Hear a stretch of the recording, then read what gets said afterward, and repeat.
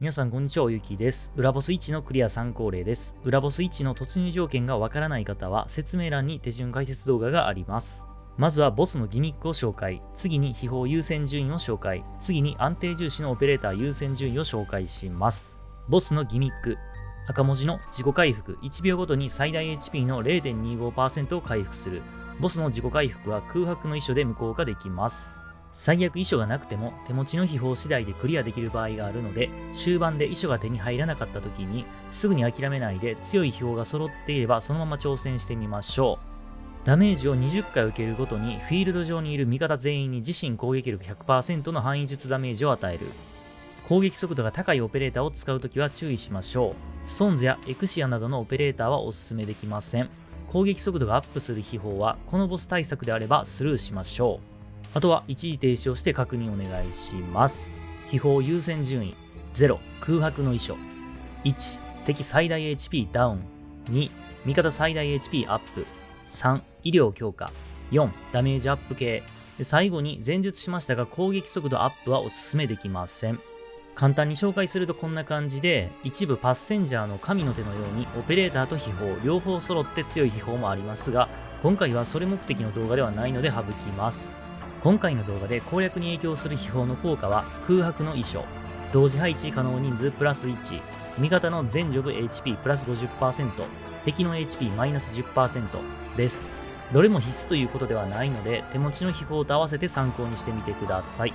あとはボス撃破スピードにもよりますが、石像対策はしていないので残り耐久値5くらいは欲しいです。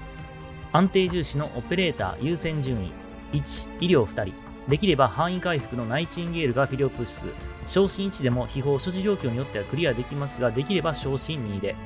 2、ブレイズと DPH が高いアタッカー2人以上。ブレイズを確定で入れているのは DPH が高く左側の防衛もできるからです。動画ではブレイズと有流チェーンで攻略していますが、秘宝所持状況を全く考慮しないなら、ブレイズと有流チェーンと追加で DPH が高いアタッカーがおすすめです。例えばシュバルツ、イフリータ S にエイヤ S にラグナロク、新銀山など。この動画はシュバルツ配置例です。ブレイズと有流チェーンだけだと秘宝所持状況によっては火力が足りないので参考にしてみてください。シュバルツ以外の DPH が高いアタッカー、例えばイフリータ S2 とかエイヤ S2 も同じ場所で大丈夫なんですが、このボスは術耐性60もあるので注意です。新銀山やラグナロクの場合は差し込みとして使いましょう。前述したボスのギミックでソンズやエクシアなどのオペレーターは不向きです。3、シャマレ。シャマレは昇進値で味方の火力アップだけではなくボスの攻撃力を下げられるのでおすすめですが、ブレイズと有流チェーンとシュバルツのような編成に仕上がっているなら使うか使わないかはお任せします。4、右側防衛1人から2人。マウンテンやマドルックなら1人で事足りることもあります。ケルシーとモンスターもおすすめですが、配置可能数に余裕があって3人目の医療を昇進できるなら、強いオペレーターがいないときは2人体制でポプカルと J でクリアしたこともあります。5、先鋒1人。例えばエリジウムはサイラッハが使えるならコスト回収が終わった後も味方をサポートできます。6、空き枠にヘイト調整役、ブロック数補強、バフ、デバフなど好きに編成してください。それでは攻略動画を流します。それでは実況をつけていきます。まずはじめに医療と先鋒を置きます。この時、先鋒を早く置きすぎてボスの通常攻撃で死なないように注意しましょう。なので動画では医療を先に置いてます。秘宝で初期コストを獲得しているなら、同時に置けます。左側医療と先鋒を置けたら、次は右側防衛ですね。マウンテン配置してからフィリオプス配置。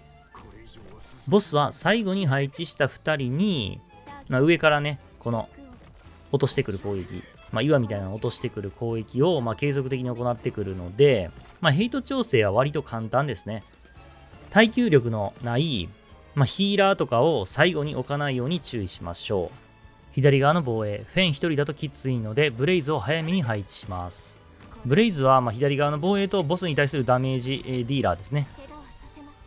そしてボスがシールドを展開します。このシールドは存在している間、自身は攻撃せず、20秒ごとに追加の敵を召喚して、フィールド上にいる敵全員の移動速度を徐々に 200% まで上昇させるので、できるだけ早いこと割りたいですね。ただ今回は初期コストの追加もないし、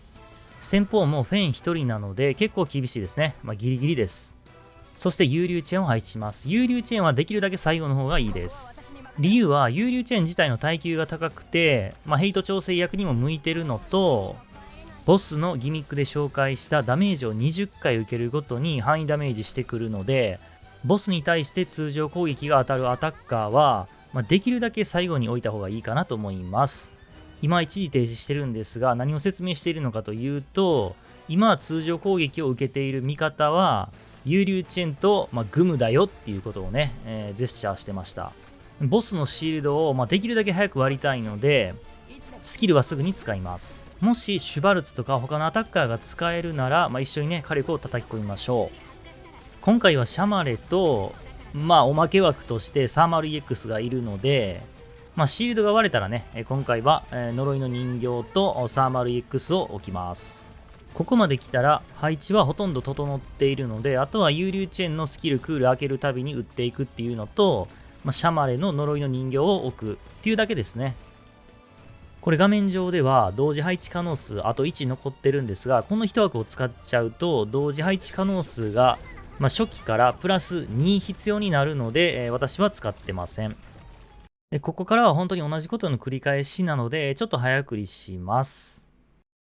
医療が昇進1の場合は、この全体攻撃で落ちちゃうってこともあるので、注意ですね。そして、早送り終了。昇進1の医療でも、ボスの通常攻撃を受けることぐらいなら、できるとは思うんですが、この辺になってくると強いボス以外の敵が登場するので、この辺から結構注意ですね。このボスの攻略ポイントは、時間が経つほど強い雑魚が出てくるので、できれば早く済ますことですね。全体ダメージの発動頻度は味方の攻撃頻度に依存しているので、攻撃速度が高いけど攻撃力があんまりないっていうようなオペレーターは正直お勧めしていません。ここで石像が出てくるんですが、右側ルートの石像はもうどうすることもできないので耐久値が必要です。解決策としては石像が出てくるまでにボスを倒しちゃうか、配置可能数が余ってるなら、追加で石像用のオペレーターを用意するっていうことですね。で、ここからからくりが出てきましたね。このからくりは本当に注意ですね。今私の編成は医療が強いので大丈夫なんですが、医療昇進1で HP も少ないってなってくると、このからくりの通常攻撃とボスの攻撃で死ぬ確率がかなり高いです。ボスの残り HP、あともうちょっとなんで、できればね、早く倒したいところではあるんですが、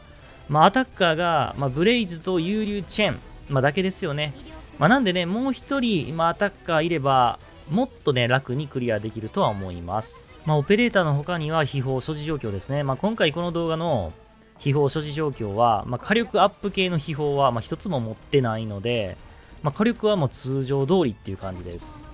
はい、それでは大体説明したいことは説明できたので、早送りします。この右側ルートの石像は通しちゃいます。この石像も処理するとなると、初めの編成条件がもっと厳しくなるだけなので、ここはね、